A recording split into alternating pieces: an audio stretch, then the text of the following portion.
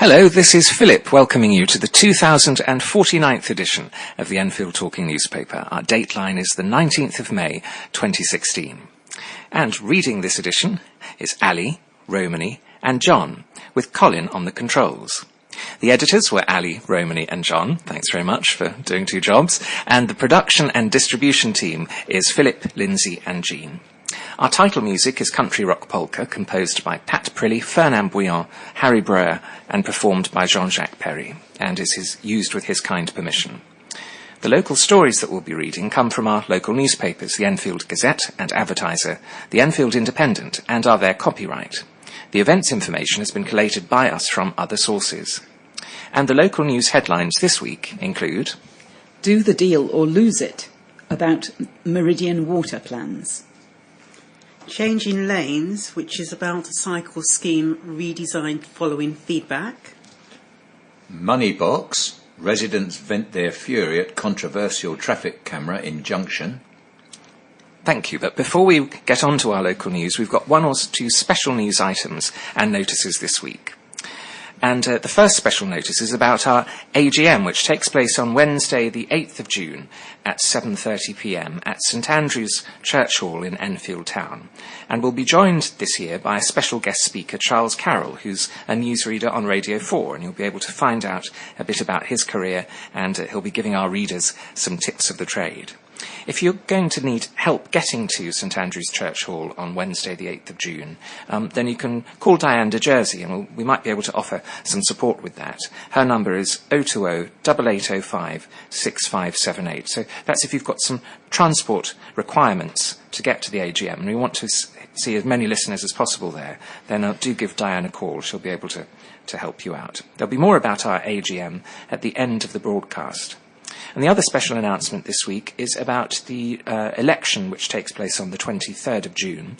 Because the room we record here at the Civic Centre is used during the election period, we won't be able to record on Thursday the 23rd of June, so there won't be an edition that week, but we'll be back the following week.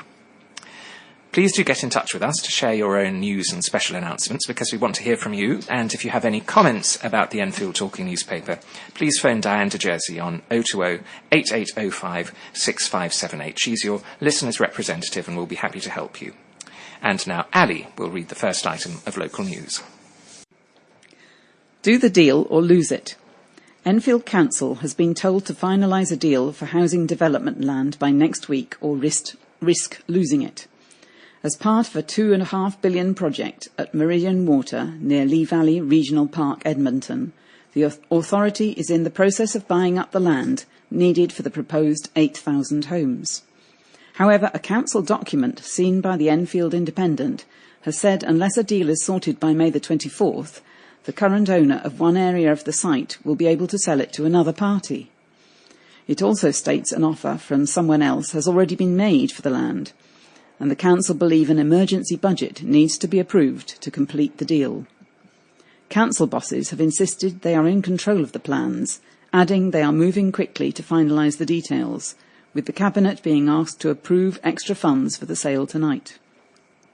The document says the council's agent is negotiating several land deals on the council's behalf, and this deal has come forward a lot earlier than was originally expected, hence the reason for urgency. It is clear that the council needs to be able to move very quickly on this item, and to have a chance of purchasing the land, it is necessary that Cabinet agree a budget for the purchase on May the 18th. However, the Conservative group in Enfield has demanded the council explain its strategy for land purchasing at Meridian Water. Group leader Councillor Terry Neville said the council should issue a compulsory purchase order, meaning landowners have to sell to the authority. He said, the only winner out of this is going to be the landowner who has created a financial competition for the land he holds. The loser will be the taxpayers of Enfield, who will watch as their Labour councillors spend huge sums of money due to, I am afraid to say, incompetence. Councillor Alan Sitkin, Cabinet Member for Economic Development, said he expected the project to be delivered on time and with no added costs, and accused Councillor Neville of deliberately trying to mislead the public. He said, if he is willing to enter into proper factual debate, that is fine, but he should not be making such stupid comments.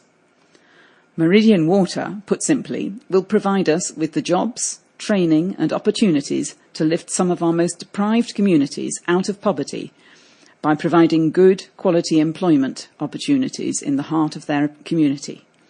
These plans have been praised by almost everyone, including Conservative members of the Greater London Authority and by developers in the private sector. Changing lanes. Changes to a much-debated branch of a £30 million cycling scheme have been unveiled after public feedback. Enfield Council held a consultation which finished in October on the A105 Palmer's Green and Winchmore Hill section of Cycle Enfield. Some of the major worries raised included getting off buses into a cycle lane, the lanes blocking disabled access, changes to the 125 bus route and reducing numbers of parking spaces. As a result, 22 bus stops on the route will have, quote, buffer strips, unquote, installed to protect people getting off public transport, although 6 will go unchanged. Blue badge holders will be allowed to pick up and drop off anywhere on the route, while the 125 bus will terminate on a different part of Station Road. Lodge Drive car park in Palmer's Green will also have a redesign to cater for spaces being lost along the high street, and a zone giving free parking for 45 minutes will be created. Cabinet Member for Environment, Councillor Daniel Anderson, said the plans are a, quote, once-in-a-lifetime opportunity, unquote, for Enfield and could bring £42 million of investment to the borough. He said, the plans for Palmer's Green will enable us to transform our high streets and town centres, promote healthier, more active travel and create safe and secure cycle routes. It's an incredibly exciting time for Cycle Enfield as we are very close to starting work on the A105 scheme, which I am confident will enhance the area. We said we'd listen to people who got involved in the consultation, and we've done just that, having made change as a result of the feedback we received. Future generations will thank us for the decisions we're making today. The full changes can be viewed at Palmer's Green Library tomorrow from 3 p.m. to 8 p.m. or by visiting cycleenfield.co.uk. My headline is Moneybox. Residents vent their fury at controversial traffic camera in Junction. Angry residents are complaining they are victims of highway robbery after being hit with a flood of fines since a new camera was installed at a busy box junction. They claim it is a deliberate trap put there simply to make money for Enfield Council, and say it is impossible to drive from their side road without getting stuck in the hatched area, which motorists are not supposed to enter unless their exit is clear. Elaine Perkins, aged 63, of Linden Gardens, Enfield, can only get out of her road to travel south by driving along the service road that runs parallel to the A10 Great Cambridge Road. To get onto the main road, she then has to cross 2 heavily congested lanes of traffic in Carterhatch Lane in order to reach the southbound lanes of the A10. Because the traffic flow is so heavy, she says drivers trying to cross the traffic are inevitably stranded for short periods of time in the yellow cross hatchings, where the service road comes on to Carterhatch Lane. Since a new traffic camera was installed at this junction, dozens of residents have been issued with fixed penalty notices. There's no way to get out of that road without being caught in the yellow box, Miss Perkins told the Advertiser. I am refusing to pay these fines. I am appealing, and I'm writing to say that there is no way to get out of this street without getting caught in that box. She has been canvassing support for her campaign among neighbours, and on Monday she spoke to one who was distraught because she had received 6 fines of £65 and has no way of paying them. She was so frightened, but I told her not to worry, none of us has to pay them, she said. We are all going to refuse and appeal. The council will have to listen to us. Her ward councillor, Conservative Nick Dines, is backing her campaign and wrote to the Cabinet member with responsibility for environment, Daniel Anderson, last week. Mr Dines is calling for the council to change the junction design, declare an amnesty on all fines that have been issued, and refund money to all those who have paid. Despite the residents' call to arms, the council is undeterred. A council spokeswoman told the Advertiser, "The box junction at the corner of Carterhatch Lane and the A10 is designed to maintain a smooth traffic flow along Carterhatch Lane. It is certainly not there to make money, and any motorists who feel they have received a penalty charge notice in error have the right to appeal." Cancer sufferer nets £1,200 by abseiling. An Enfield woman suffering from thyroid cancer has abseiled 100 metres to raise money for her hospital. Rebecca Ash, 23, was diagnosed in September last year and has been receiving treatment at the Royal Marsden.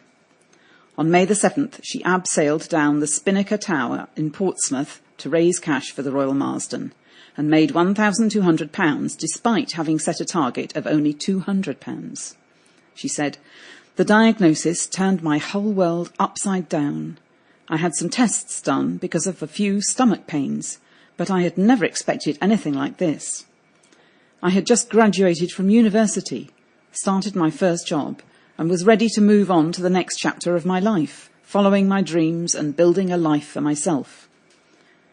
Right from the start, the team at the Royal Marsden has been phenomenal, and because of them, I'm on the road to recovery. I feel like a completely different person, healthier, stronger, and even more determined to beat this. The abseil was genuinely terrifying. I was petrified, but kept reminding myself it was for a fantastic cause." To make a donation, visit www.justgiving.com/Rebecca Ash. Injury triggers police probe. An investigation has been launched by a police watchdog into the circumstances surrounding the broken shoulder suffered by a suspect arrested in Edmonton last month. The IPCC, which is the Independent Police Complaints Commission, has appealed for members of the public who may have witnessed the 28-year-old man's arrest to come forward. CCTV footage shows a number of people at the junction of Galahad Road and Belvedere Road, near where the man was arrested at 8:25 p.m. on Saturday, April the 16th, after his car was stopped by an unmarked police van. The IPCC is keen to speak to any witnesses, including one man who appeared to be filming it on a mobile phone. The suspect was taken to a police station which has not been identified, where he was later found to have sustained a broken shoulder. The Metropolitan Police made a mandatory referral to the IPCC 2 days later, and following an assessment, it was decided to conduct an investigation, said a spokeswoman for the police watchdog.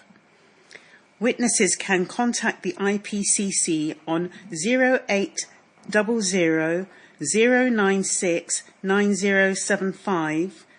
I'll read that again, 0800 096 9075, or email galahadroad@ipcc.gsi.gov.uk. Kebab shop fined after dead mouse is found in kitchen. Kebab shop bosses have been slapped with a fine after inspectors found a dead mouse in their kitchen. Health and hygiene inspectors stumbled across the rodent's body on an inspection of Best Kebab and Fish in Hertford Road, Edmonton. At a hearing at Enfield Magistrates Court earlier this month, Bayhoz UK Limited, which owned the shop, and the company's director, Abdullah Kaya, aged 48, were each ordered to pay £2,550 in fines and costs. Mr Kaya and the company pleaded guilty on May the 5th to 4 health and safety breaches after the council launched a prosecution. The restaurant was visited repeatedly and instructed to improve. When a representative from the EDF Energy Company accompanied the council inspectors on a visit, they not only found the mouse but also discovered that the shop was stealing electricity, despite the fact that it was disconnected. Daniel Anderson, Enfield Council's Cabinet Member for Environment, said, "Outlets which serve food to the public need to comply with certain basic standards. In this case, those basic standards were completely ignored, and we had no choice other than to prosecute. Both the company and the owner were given numerous opportunities to address the problems we identified, but they were either unwilling or unable to do so. This prosecution, therefore, sends out a strong message that we will not tolerate lax standards of hygiene in this borough." Bite with a twist. Customers' lunch was full of wooden splinters. A man said he was disgusted after biting into a supermarket snack and getting a mouthful of splinters. On March the 17th, Konstantin Barbilad bought a cheese twist from Lidl in Cecil Road, Enfield, but only discovered its unwanted ingredients when he had bought it, left the store and taken a bite. Despite immediately returning to the branch and complaining, Mr. Barbilad said it took Lidl 2 months to respond, when they eventually sent a letter of apology and £15 in vouchers. Mr. Barbilad, a resident of Village Road, Enfield Town, said, "I was shocked to discover it. There were 4 or 5 big splinters inside it. I spoke to the manager inside the store, who told me to call customer complaints. I went home and called them, but they told me I would need to take a sample back to the store. A couple of weeks later, I had heard nothing, so contacted Lidl, and they told me they were conducting a full investigation, and eventually, earlier this month, they sent me a letter and 3 £5 vouchers for their store." He said he is unsure if he will shop in Lidl again and has not forgiven the company for his experience. He said, "I'm disgusted. It was such a bad experience. My gums hurt for a week afterwards. They think they can clear it all up in a short letter. Does that somehow make me happy?" Lidl have tried to blame their suppliers. The suppliers say they don't know how it happened. No one is taking responsibility. Lidl PR manager Laura Hamlin said they only work with reputable accredited suppliers who have strict controls to stop incidents like this happening, but could not explain how the splinters had ended up in Mr. Barbilad's lunch. She said, "We were very sorry to hear that this particular product did not meet the high standards that both we and our customers expect. We take matters such as these extremely seriously, and as soon as the customer got in touch, our quality assurance team immediately launched an investigation in conjunction with our supplier. As a result of this complaint, our supplier confirmed that checks of the sieves and filters used on the production line were carried out, with no issues found. Our supplier also confirmed that the use of wood is not permitted on site, and a review of the production records did not show any discrepancies. A formal apology was issued to the customer on behalf of both Lidl and our supplier, and as a gesture of goodwill, a voucher was offered. We hope that the customer continues to have faith in our products, and we hope that they will remain a valued Lidl customer." Libraries seek to lure the IT crowd. Cash-strapped libraries are asking for IT-savvy volunteers to help pass on their knowledge and skills to members who have little or no computer experience. Enfield Council wants 20 volunteers to come forward and take a test before committing their time to help others. The Good Samaritans do not need to be computer whizzes, but they do need to have a good working knowledge of computers and be patient teachers. Organisers claim the payback for volunteers is the feel-good factor of making new friends and helping people. The council already has a team of these volunteers, but need at least 20 more to meet demand. Aoife Orhan, the council's Cabinet Member for Education, Children's Services and Protection and Libraries, said, "As computer buddies, these volunteers provide an invaluable introduction to IT, helping library users of all ages to master the mouse and become familiar with basic computer functions. Library users can request help to use the computers and are offered individual sessions with a computer buddy to take them through the Learn My Way software in 1 hour supported sessions. Most requests are from older library members. So computer buddies must have confidence in teaching and sharing skills and general troubleshooting of IT problems commonly experienced by library users. We are looking for at least 20 people with a good working knowledge of computers. Through volunteering, computer buddies can make new friends, engage with the local community and have fun while learning new skills and work experience around customer care and teaching adults in a professional setting. Computer buddies are needed in Oakwood, Enfield Town, Palmer's Green and Enfield Highway libraries as soon as possible. Right, my heading is May's on song for her 102nd birthday, and there's a lovely picture showing a lady in a care home with the care home manager Deepak Lutchman, Naz Chetty and Shannon Bujnath, who are congratulating May Archer. And the article, a woman who has lived through 2 world wars and a life journey that has seen her cross continents celebrated her 102nd birthday this week. May Archer, the most senior resident of the Sunbridge Care Centre in Hickory Close, Edmonton, turned 102 on Monday. Born in Burma in 1914, the centenarian was brought up in India in the years before independence and partition. Having always loved music, she became a professional singer for BBC India in her early 20s. Hoping to continue her singing career with the BBC, she made the long journey to England when she was 22 years old. Soon after arriving in the country, she met her husband, and the couple had 1 son before settling in Enfield. Shannon Bujnath, the centre's activity leader, laid on a special party complete with a group sing-song for the musical great-grandmother. She looked like a queen, Shannon told the Advertiser. She is a very healthy and strong lady, and she loved the party we threw her. We had a really lovely party for her. All her family were there, and she got a little bit emotional. Then all the residents of the home came together, and we had a sing-song. It was great. May's son, 2 grandsons, and great-granddaughter celebrated with her at the care home on Monday. Volunteers help rescue popular summer gigs. Free concert series will go ahead. A series of concerts at risk of cancellation have been saved thanks to hard-working volunteers and the generosity of businesses. The Friends of Hillyfields Park have put on free concerts since 2001 after the restoration of the bandstand in the Clay Hill Park, with financial help from Enfield Council's Residents' Priority Fund. However, due to the squeeze from central government, the council cut the funding and has begun charging for the use of the bandstand for the first time, putting the concerts in jeopardy. But the Friends have earned a lottery grant and sponsorship from 2 Enfield businesses, James Hayward Estate Agents and Metaswitch Communications.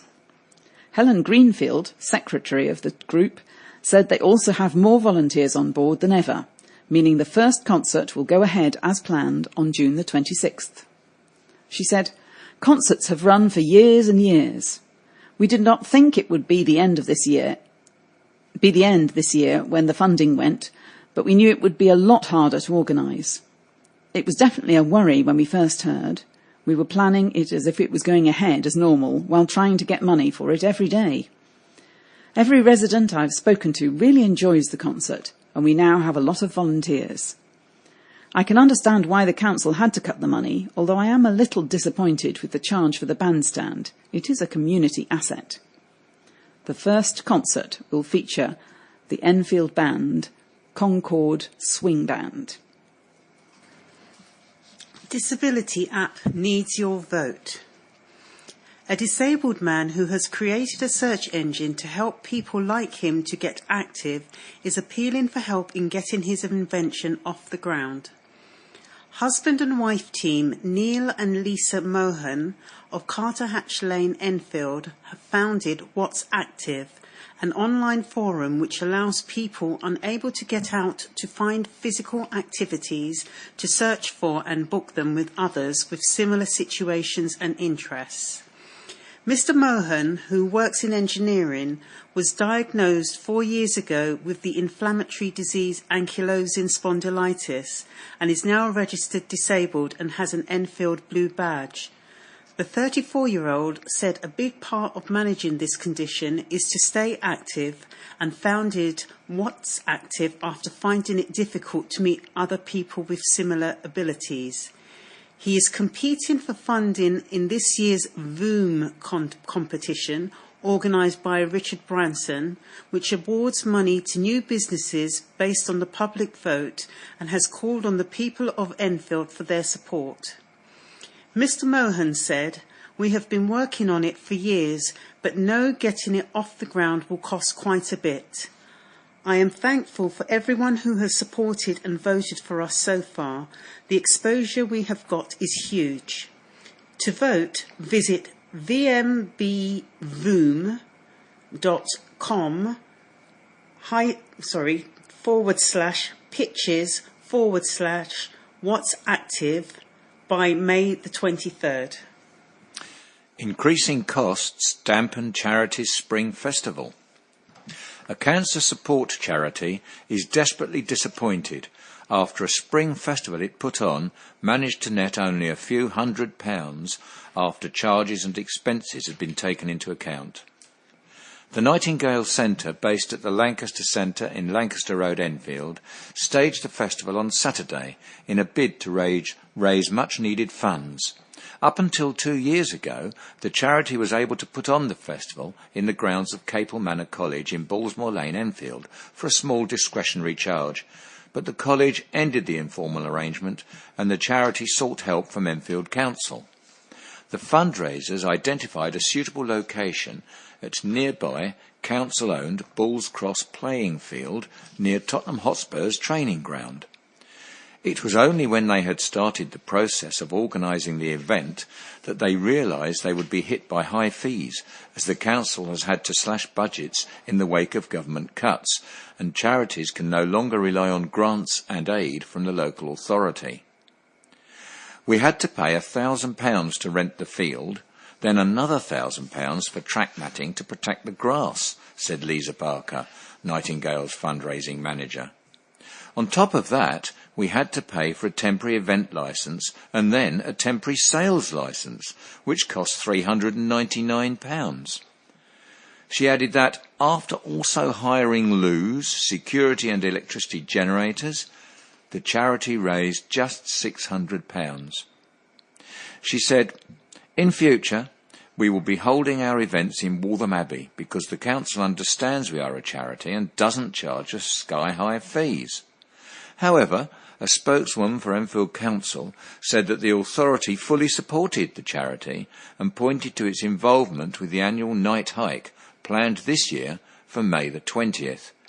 She added that the council had a duty to all park users and had to make sure events caused as little damage as possible to green spaces. She said, "We need people who book these events to cover the costs we incur in protecting our beautiful sites, applying for licences and providing appropriate facilities for participants. Nightingale Hospice Trust would have been fully aware of the cost of hiring Bulls Cross playing field before they made their booking. Sadly, economic reality now dictates that local authorities can no longer afford to subsidise events of this nature." New Mayor is proud to be part of community. Ex-deputy's charity focus on music. Enfield has a new mayor after the deputy for the past year was promoted to the role for the next 12 months. Councillor Bernadette Lepage has sworn in to the ceremonial position to take over from Council Patricia Akechi, for whom she had served as second in command for the past year, with the pair hugging as the robes and chains were passed. Speaking in front of a packed council and public gallery, including her husband of 30 years, Andrew, and son, Edward, Councillor Lepage said it had been quite a journey and thanked her family for helping her to this stage. Born in Forty Hill, Ms. Lepage was first elected to represent Enfield Lock Ward in 1998, but lost her seat in 2002. She was then re-elected to the council as representative of Jubilee in 2006, but did not stand 4 years later before returning to Enfield politics in 2014. She said, "I'm so proud to be part of the Enfield community, and in my year as Deputy Mayor, I have seen the kindness that surrounds us.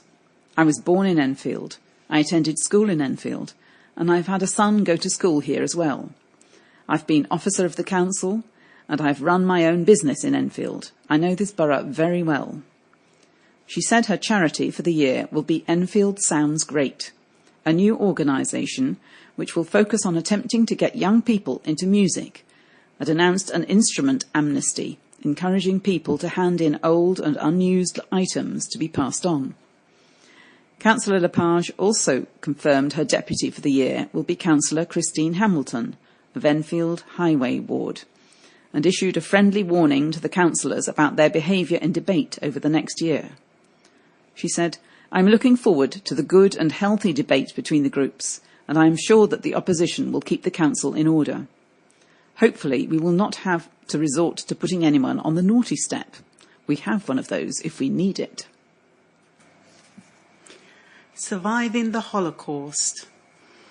Siggy Siffer, 91, is one of 10 children, and they were the only Jewish family in a small village in Hungary. Only Siggy, 2 brothers and a sister, survived the Holocaust. Aged 14 when war broke out, his recollection is that life was very hard.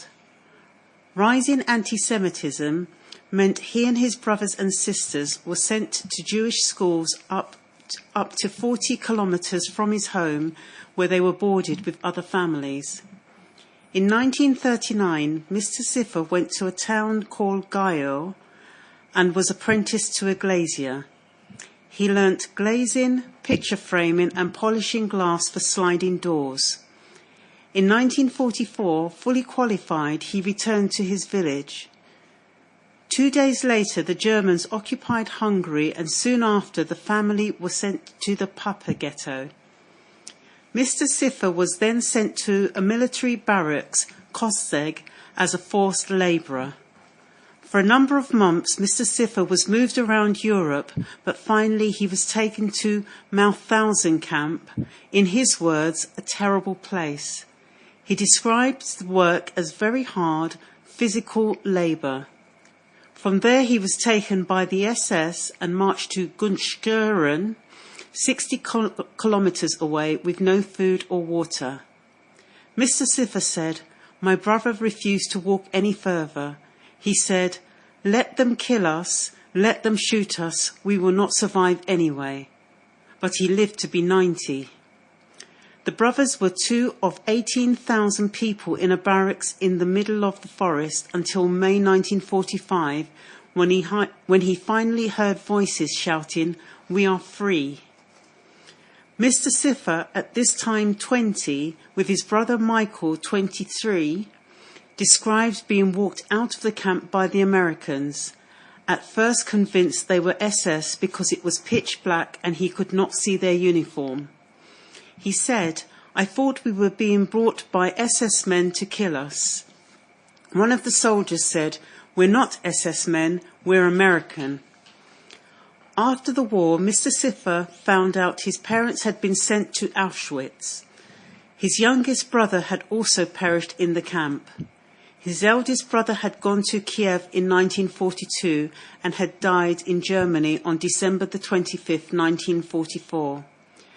Another brother, who had contracted polio as a child, was living in America. In 1946, Mr. Siffer arrived in England and was met by his sister Emma, who he hadn't seen for 8 years. He carried on his glazing career, working in a mirror factory, and he married Sidi Singer in 1953, and they have 3 children and 10 grandchildren, and is now a keen artist. He said, "I cannot understand it myself, but I do not hate the Germans. What they did really was unbelievable." U-turn allows foreign language exams. Pupils in the borough with Turkish heritage will be able to take their community's language as a GCSE or A-level after an exam board U-turn. Last year, exam boards AQA and OCR threatened that formal exams in languages such as Turkish, Polish and Punjabi could be axed as uptake of the exams was low. However, following intensive lobbying by, among others, Enfield Council's Cabinet Member for Education, Ayfer Orhan, who is of Turkish heritage herself, the government became involved in the campaign to keep the tests and have now ordered the boards to keep running them. Ms Orhan welcomed the turnaround and said, "Now that the government has stepped in, it is not only Enfield's young people who can confidently gain qualifications that recognise their considerable linguistic skills, but also all young people throughout the UK." Booking woes for Aquafit customers. Long-term members of a fitness class say they feel like second-class citizens after being unable to book places. Reservations for the Wednesday morning Aquafit class held at Fusion Lifestyle in Southgate have been filling up almost a week in advance due to online bookings, leaving many unable to attend. Concession members have no priority booking rights, meaning the older members, some who have been going for decades, are now being stopped from going. Stephanie Cobbold, who has been going to classes for 13 years, said bookings for Wednesday, May the 11th, were full at 11:30 p.m. on Thursday, May the 5th, with web bookings open just an hour earlier. Ms Cobbold, of Lower Kenwood Avenue, Enfield, said, "These members are over 70, and this Aquafit class is an essential part of their keep fit and social regime. But the class has already lost quite a few older members because of the uncertainty of getting a booking. Are we being treated as second-class citizens? For myself, I'm looking further afield to find suitable classes, like in Potter's Bar, but some other members of the group are not in a position to do this." Ms Cobbold said she has sent 2 emails to Southgate Fusion concerning the recent events, but has had no reply. Fusion Lifestyle have apologised for the difficulties some people have had getting classes. A statement from Fusion said, "The Wednesday morning Aquafit class held at Southgate Leisure Centre has become very popular indeed, and to meet the demand for places, we are hoping to add another class in the very near future." This is a film review. Irish lads show their commitment. The film is called Sing Street, and the article goes, "If it ain't broke, don't fix it." That's the mantra of John Carney, writer-director of Oscar-winning romance Once and Begin Again, who remains in a bittersweet musical groove for this effortlessly charming coming-of-age story.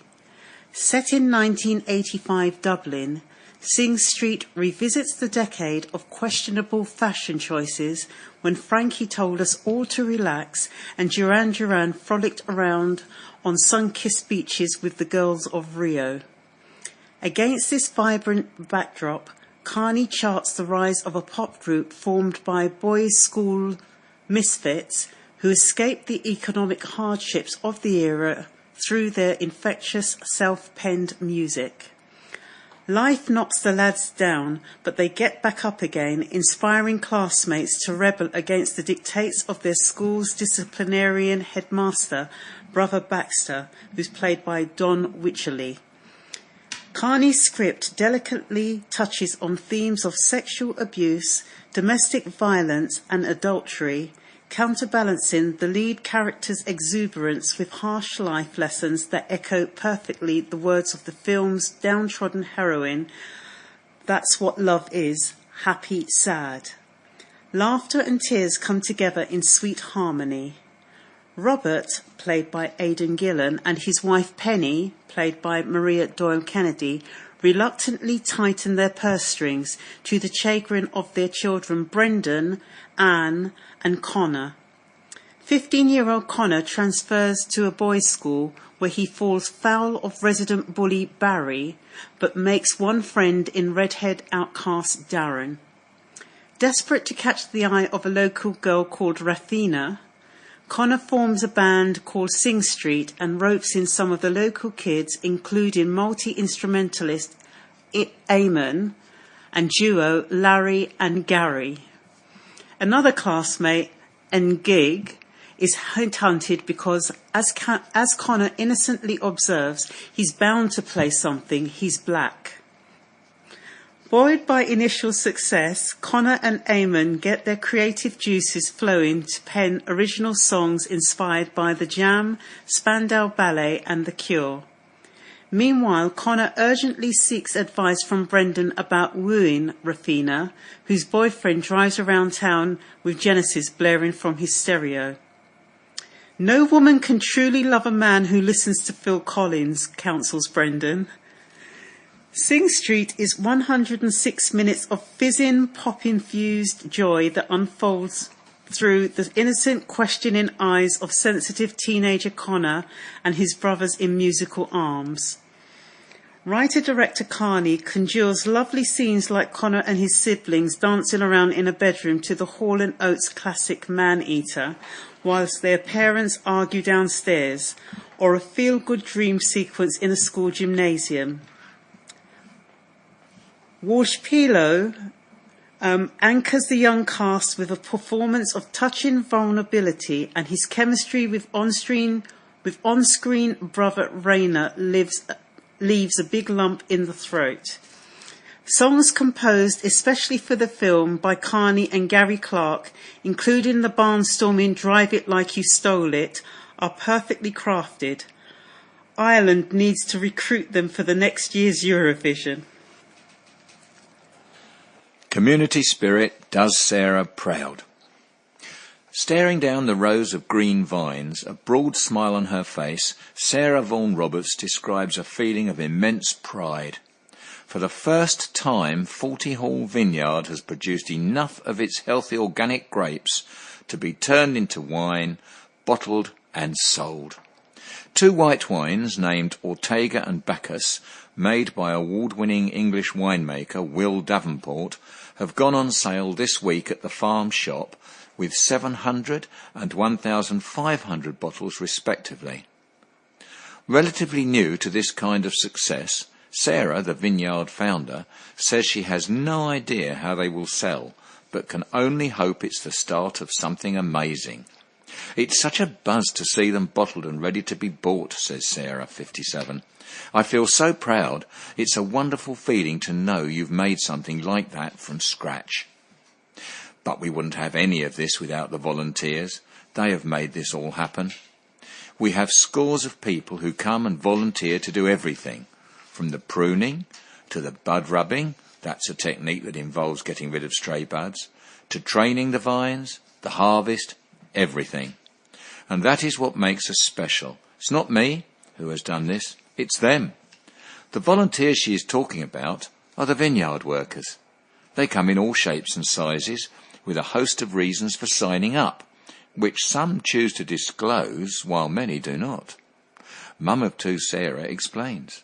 We are a bit different here in that we are a community-run vineyard, the biggest vineyard in London, and people are referred here from hospital, often mental health referrals, because it's been proven that being outside, doing meaningful work in a beautiful setting like this, can help. On a walk around of the impressive 10 acres, it's easy to see how people find solace here. And it's not just people who have been referred who love the calm, but active setting.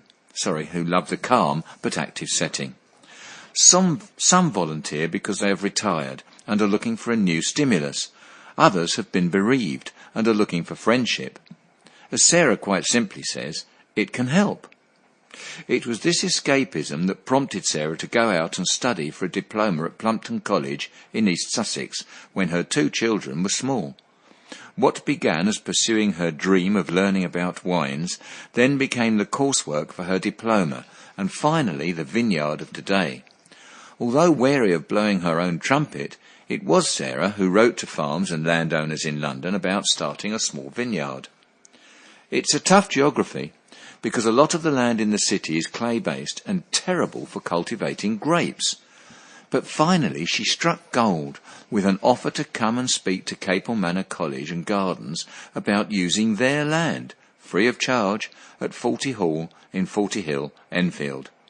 Sarah says, "We were incredibly fortunate, really. The site was perfect. The land is south-facing with a slight rolling hill and natural drainage. Perfect for a vineyard. We managed to get a local food award grant from the lottery, and it has incrementally grown from that. Each year we get a little bit better. In 2009, the first patch was planted, but the following year the vineyard was hit with a bad frost and destroyed, a memory which still haunts Sarah. When quizzed about whether this will be a good crop, her face clouds over. Well, one year we had a terribly bad frost, she said. It was May the 25th, I'll never forget it, and it destroyed everything. Now I can't relax until we're into June. After that, these buds, that are incredibly vulnerable now, should be safe. We prune late, not until the middle of February, and we don't harvest until late. Then the grapes are picked and transported on the same day to the winery on the Kent-Sussex borders. So all the goodness is trapped in. Until then, all I can do is hope for the best." Ros Rosenblatt of Diabetes UK writes to tell us of a survey about diabetes. If you have type 2 diabetes, then now is your opportunity to make your voice count. As the biggest diabetes research charity in the UK, it's vitally important that the research we fund reflects the needs of people with diabetes and those that care for them. That's why we want thousands of people with type 2 diabetes to take part in our major survey, also open to carers and healthcare professionals, so we can find out what the biggest questions are about type 2 diabetes in 2016 that people with the condition want scientists to answer.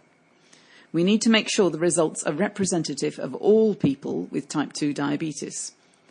Ethnicity is a risk factor for getting the condition, and we want to hear from more Black and South Asian people to ensure our work reflects their concerns and priorities.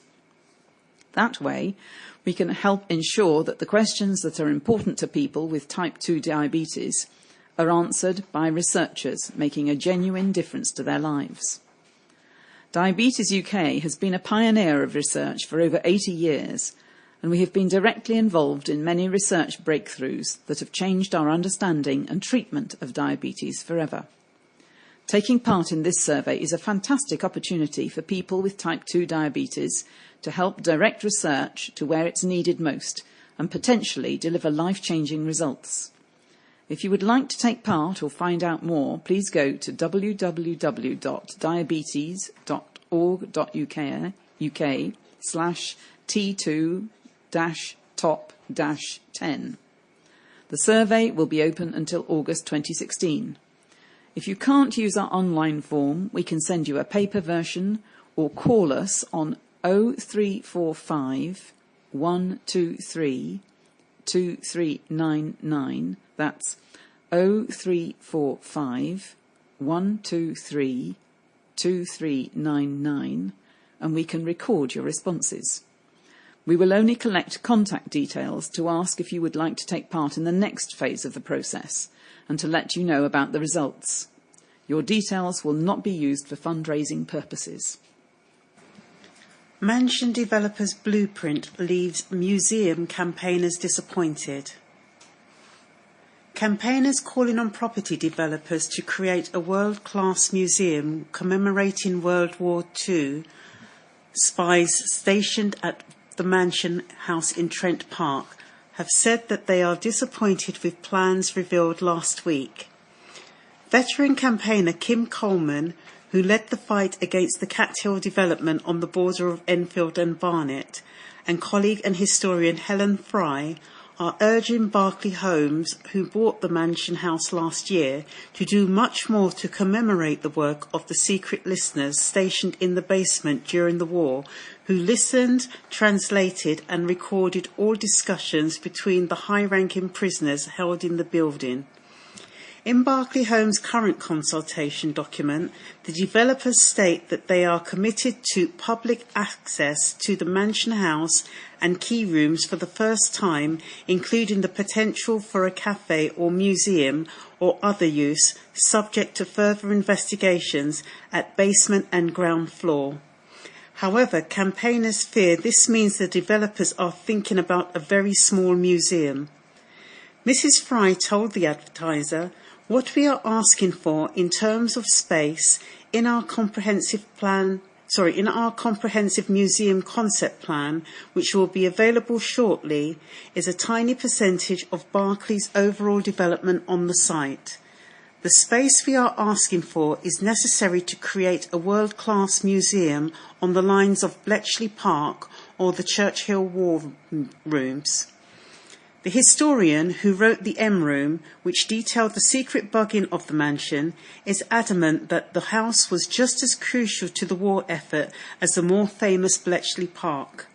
She cites the example of how listeners posted in the basement of the house heard Nazi generals discuss secret weapons, the V1 and V2, which came to be known as the Doodlebug and which were an early type of rocket.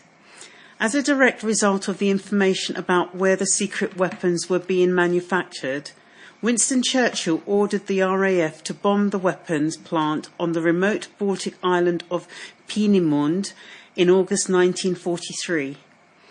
Mrs. Fry added, "The mansion house is the missing link in our World War II history sites. We couldn't have won the war without all the different intelligence operations, including the secret listeners." Anyone wishing to view Berkeley Homes consultation documents can gain access to them via www.trentpark.com/consultation. Council to boost safety with new crossing. Enfield Council will spend £50,000 on a new pedestrian crossing after pleas from residents, but not until next year. The crossing will be installed at the junction of Baker Street and Parsonage Lane after neighbours called for a safer crossing point, with many school children crossing the busy roads despite there currently being no proper facilities. Cabinet Member for Environment, Councillor Daniel Anderson, said the work will involve adding pedestrian crossings to the existing traffic lights at the junction, introducing stop lines for cyclists and widening the crossing at Parsonage Lane. They will also be increasing the time between red and green on the lights to give pedestrians extra time to cross the road. He said, "We have listened to residents' concerns about the lack of formal crossing at this location, explored the options, and come up with a scheme that I believe is cost-effective, sensible, and which, when implemented, will improve road safety for the hundreds of children who regularly cross the road at this junction in order to get to school. The scheme will have to be green-lit by TfL, and the Council hopes construction will start by February 2017. Daredevil pensioner call. Laura Brassett of Home Care Preferred, Station Road, Winchmore Hill, writes, "Our search is on to find an older person, preferably 70 years of age or above, to participate in our charity skydive. It will be a tandem jump, which means the person will be attached to a fully qualified skydiver who will take care of the logistics. It will take place in London in June. The cost of the jump and all expenses will be paid for by Home Care Preferred, with all funds raised going to the Alzheimer's Society. The ideal person will be in good health and be happy to be part of a Home Care Preferred promotional film. Those interested should contact me on 0208 364 3670. That's 0208 364 3670, or via email at laura@homecarepreferred.com. Home Care Preferred has been offering care and support to people in the comfort of their homes since 2011.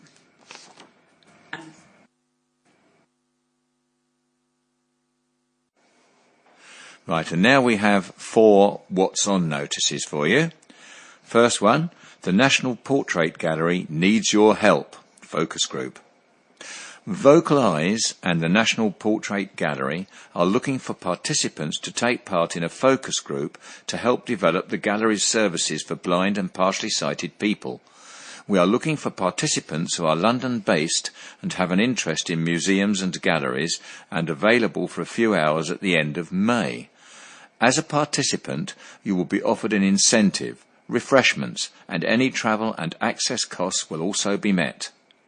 Please register your interest with Hamer at Vocalise by calling 0207 375 1043 or emailing, and I'll spell this out because it's tricky, Hamer, which is HEMA, at Vocalise, that's vocaleyes.co.uk.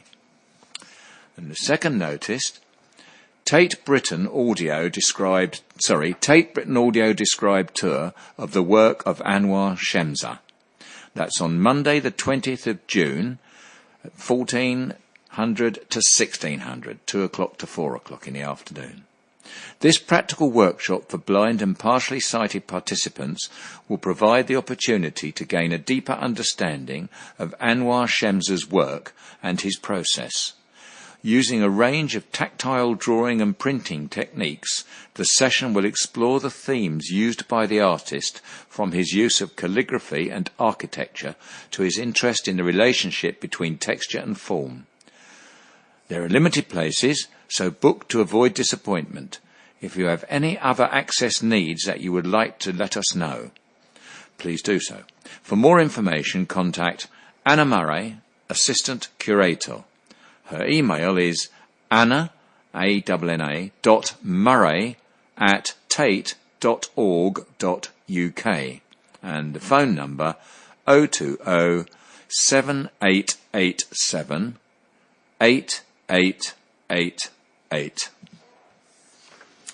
Hits from the Blitz at the Dugdale Centre, featuring the 1940s five-star swing band on Thursday the 26th of May at 2:30 p.m. From London's Leicester Square Theatre, the unique feel-good 1940s show and dance band, as featured at Dame Vera Lynn's Charity Gala Nights. Famous wartime tunes and sing-along songs brought to life by the singers and multi-instrumentalists of the 1940s five-star swing band. Featuring Simone from the latter days of the Ivy Benson Orchestra, plus Chris Smith Jr., composer and arranger for Glenn Miller's brother, Herb, and the BBC Radio Big Band. Five-star swing was featured in the National Theatre tour of Military Wives. Tickets are still available, priced £14. The performance will take place on Thursday, the 26th of May at 2:30 p.m. Contact the Dugdale Centre on 0208 807 6680. That's 0208 807 6680 for more information. The Acorn Theatre present Annie. This is on Friday, 3rd of June at 7:30 p.m, Saturday, 4th of June at 3 p.m. and 7:30 p.m, Sunday, the 5th of June at 3 p.m, and this will be at the Intimate Theatre, Green Lanes, Palmer's Green, London, N13 4DH. Acorn Theatre are very excited to be staging the timeless musical Annie at the Intimate Theatre during the summer half-term. That's the 3rd to the 5th of June 2016. With two casts of fantastic young people and many experienced adults involved in this show, we promise it will be a production not to miss.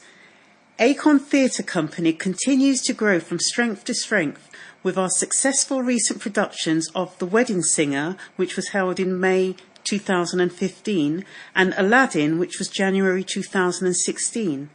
Since 1989, we have donated over £73,000 to local charities, and proceeds from Annie will be supporting the good work of the North London Hospice, charity number 285300. We anticipate that Annie will be a very popular show with adults and children alike, so maybe you should book tickets for the whole family tomorrow.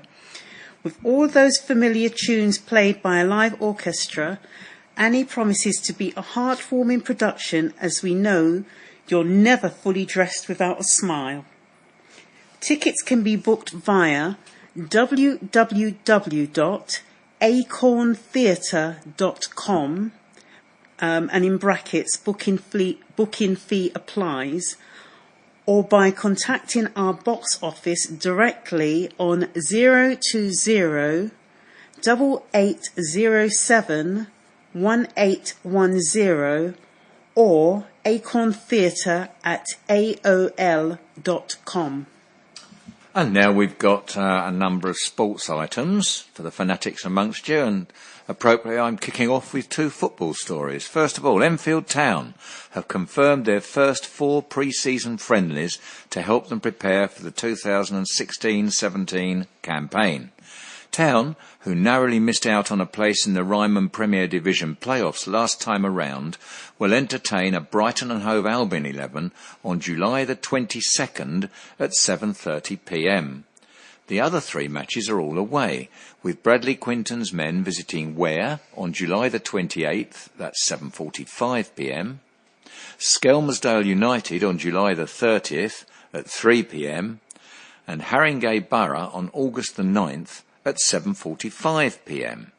More friendlies will be announced in the coming weeks, with a new league season expected to start, on my 40th wedding anniversary, August the 14th, so I won't be going to that. And the other one is Cop Fosters. They celebrated their outstanding season when they held their annual awards night on Saturday. The first team at the club secured their record points total in the Spartan Premier Division, finishing 9th, in addition to enjoying their best ever run in the FA Cup and reaching the final of the Middlesex Charity Cup for a 2nd successive year. Ben Spall was named both Manager's Player of the Year and Players' Player of the Year, while Emmanuel Melford Rowe won the Young Player of the Year prize. Ben Andreos collected an award for being the top goal scorer, while there were special achievement prizes for both Johnny Sexton and Ben Hart.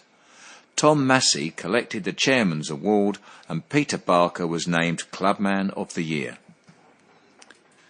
Ignatians take on Tag Rugby League during break.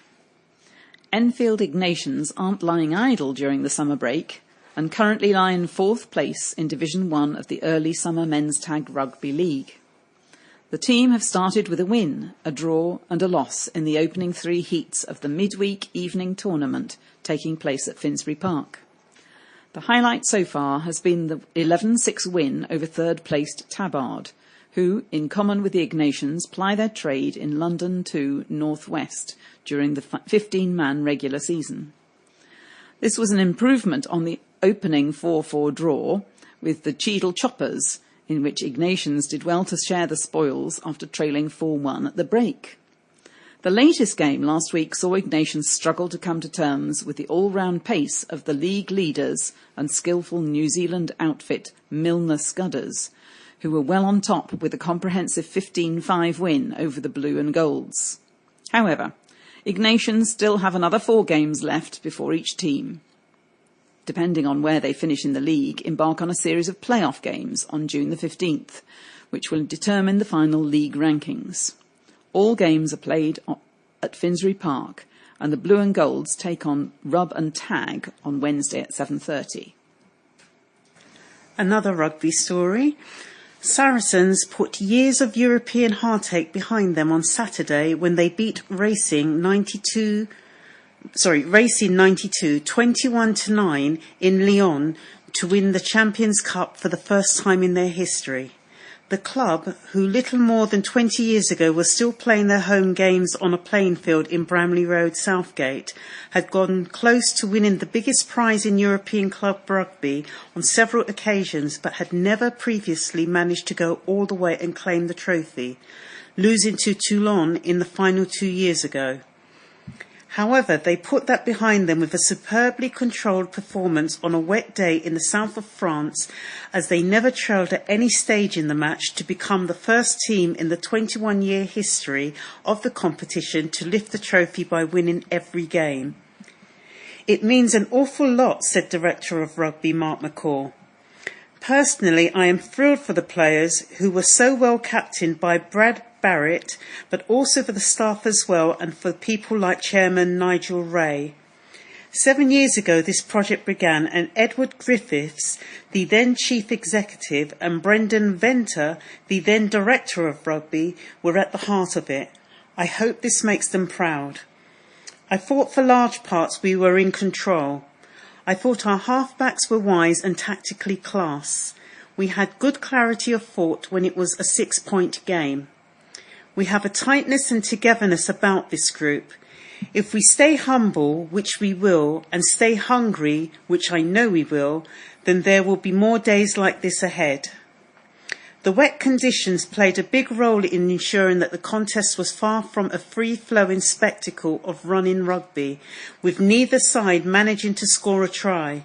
But Owen Farrell showed nerves of steel to slot over 7 penalties and help Sarries to seal an ultimately comfortable victory. It's a great moment for the club, Farrell added. To play against brilliant teams like Racing 9 and come out on top is amazing. I am just glad that I can kick the points over. The forward worked so hard to put us in positions for me. We lost momentum for a while and we got it back with a few good turnovers and a few good defensive sets. It showed how calm we are. We didn't panic. We've been brilliant all week and we treated it like any other game. For Brad to lift the trophy is going to be something that everyone here remembers for a long, long time.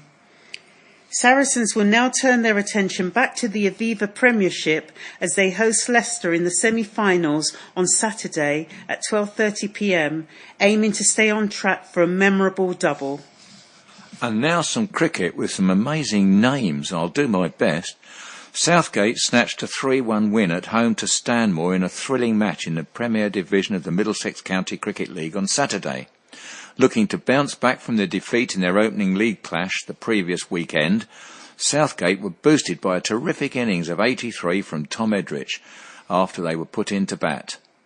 The in-form Irish Sahota, 65, which I presume is his score and not his age, gave him excellent support in a third-wicket partnership of 114, while Hayden Morton and Rashid Mullahazada made 22 and 21 not out respectively to help the hosts amass 221 for 6 from their 50 overs.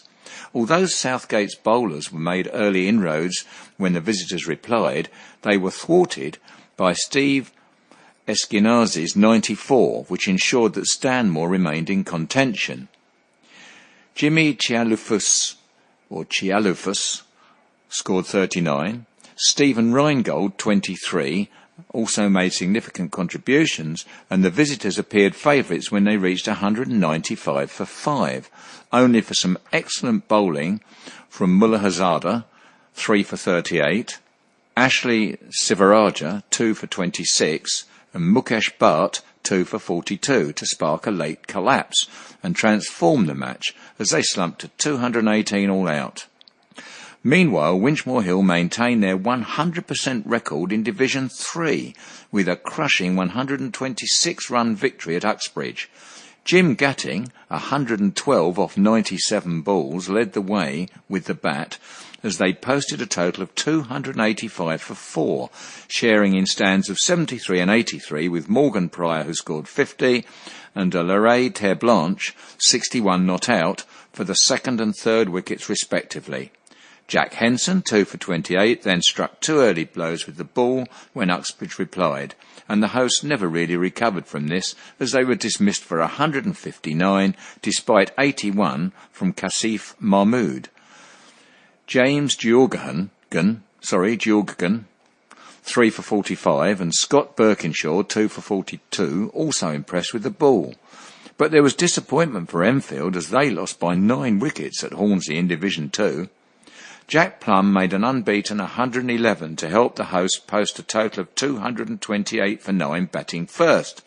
But it was not enough, as Paul Weeks, 104 not out, Joey Manuel, 63 not out, and Jamie Harris, 48, piled on the runs to help Hornsey cruise to 229 for 1. Southgate go to Twickenham on Saturday, while Enfield visit Barnes and Winchmore Hill host Harrow Town. Elsewhere, Botany Bay suffered a 68-run defeat at Hertford in the Premier Division of the Saracens Hertfordshire County Cricket League on Saturday. Steve Gale made a stunning 158, and Oliver Ray chipped in with 50 as Hertford amassed 332 for 9 batting first, and Bay could only make 264 for 8 in reply. Ben Haugigo top-scored with 87. Botany Bay make the trip to Bishop Stortford on Saturday. Winchmore Hill are having ladies softball cricket beginners sessions every Thursday evening starting at 6:30 p.m. The sessions open to all ages and abilities from 8 upwards will take place at the club's ground in Furs Lane, Winchmore Hill, and more information is available from Jim Clark on 07885 995 414. And continuing with the cricket, Exiles suffer 2-run loss. Side come agonisingly close after needing 16 from penultimate over. Northampton Exiles suffered a frustrating 2-run defeat to St Albans Seconds in Hearts Division 4B. St Albans won the toss and elected to bat. Exiles got off to a good start with fine bowling from the opening pair Yazir Kayani, 3 for 55, and Yagnesh Patel, 1 for 28. This was followed up by some accurate bowling from Rakesh Gogna, 3 for 34. But a stand of 141 from the opposition partnership took them up to 227 for 8. Exiles were going steadily with a stand of 54 from the openers Amit Naik, 16, and Mike Bullard, 67. After a couple of wickets fell, Bullard was accompanied by Darshan Naik, 51, and helped Exiles to get up to 144 with 18 overs to go. But the side lost regular wickets, which meant they required 16 from the penultimate over as they came up just short. In Division 8B, Northampton Exiles Seconds lost by 3 wickets to Sawbridgeworth Thirds. Exiles got off to a solid start with Mark Chakravarti, 26, and Nikesh Shah, 19, putting on a 40-run partnership for the opening wicket. However, the loss of Shah triggered a collapse as they were left on 90 for 8 in the 24th over of the game. Drupesh Patel, 67 not out, with excellent support from Hubert James, 25, boosted Exiles to 184 all out in 42 overs. But the Exiles struggled to restrict the boundaries as Sawbridgeworth reached 120 for 1 in the 28th over. 3 wickets for Dhaval Patel gave Northampton Exiles brief hope, but their opponents still had enough left to win the contest with 3 wickets in hand. And we've reached the end of our programme for this week. Thanks for listening. Before we go, a reminder about the sunrise and sunset times for tomorrow. That's May the 20th. Sunrise is at 5:01 and sunset is at 20:54. Thanks very much for listening this week. And from the team of Ali, Romany, John and Colin on the controls, it's Goodbye. Please remember to turn over the address label in the postal packet, put the memory stick into the packet and return it to us as soon as possible in readiness for the next edition. Don't forget you can call Diane de Jersey regarding any help you may require in connection with Enfield Talking Newspaper, and her number is 020 8805 6578. Coming up next, some more information about our AGM, followed by the latest news and information for the Greater London area from InfoSound. The Enfield Talking Newspaper will be with you again in 1 week's time.